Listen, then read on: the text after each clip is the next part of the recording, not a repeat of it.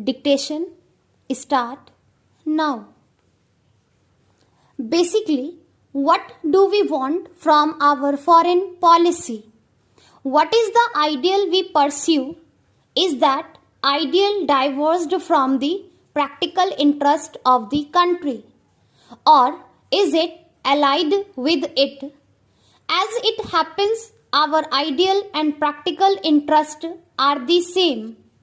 No government can afford, however idealistic it may be, to leave or neglect the practical interest of the country. We have believed that freedom is indivisible, that peace is indivisible, that economic prosperity is indivisible, and these are the fundamentals on which our foreign policy is based. We have stood for the freedom of all countries, even when we were not free, when we were in no position to help other countries. We went out of our way to give them whatever moral and other support we could. And I know that moral support was welcomed and it did help these countries. Today, we have the same stand. We know that joining together with the Afro-Asian group is not going to immediately strengthen any of the countries who belong to that group.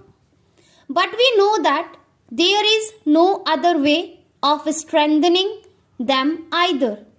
We share the common problems, common difficulties, common threats, having stability within our country and by having economic progress.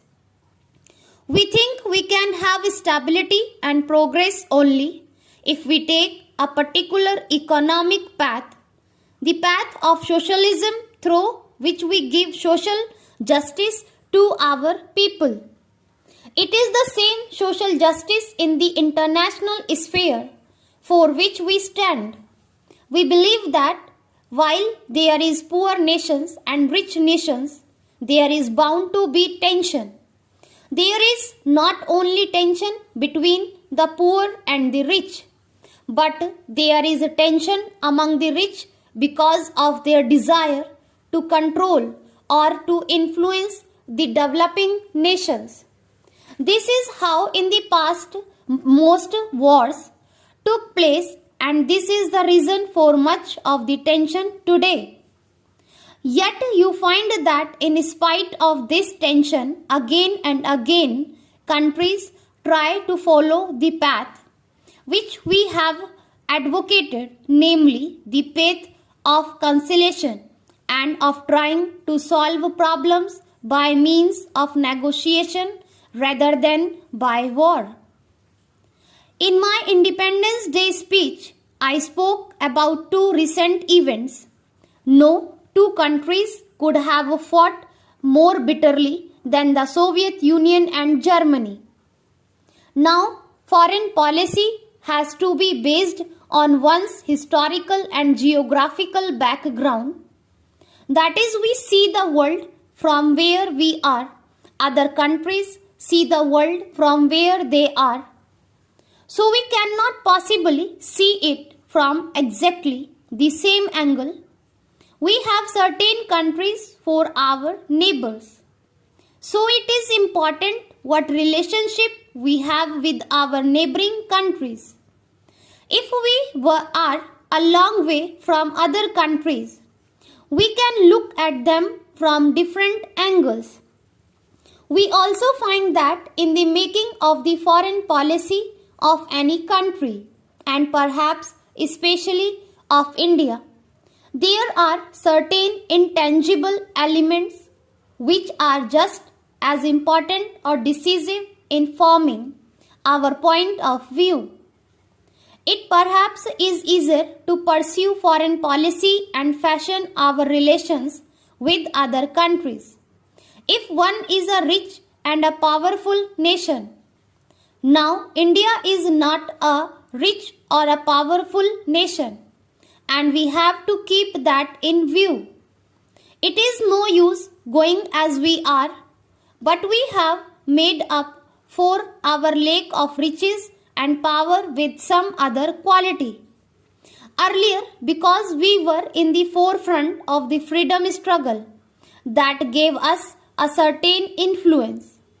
Also, because we had leaders of stature who were able to give inspiration to other countries who were in similar position. As we were today, that situation has changed.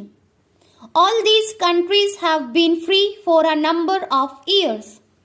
They are all trying to stand on their own feet, and none of them would like to be guided by any other country. They would like to have friends, but they would not like to feel that any one country is superior to them. We ourselves perhaps would not like that position.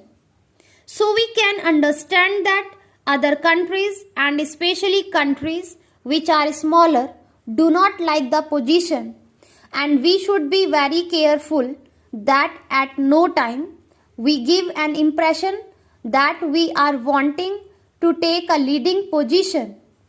That would immediately mean that we are trying to push them towards a somewhat background position. So when we find ourselves in the position which we're in, that is, in an extremely difficult economic and political situation where you do not have power, then either you have to stand firm on your convictions and try to strengthen yourself, or you strengthen yourself through alliances. As I said earlier, there are people in our country who think that we could ally ourselves with some people, and perhaps that way we would be safer, and I think the feeling of security which one would get could be rather deceiving.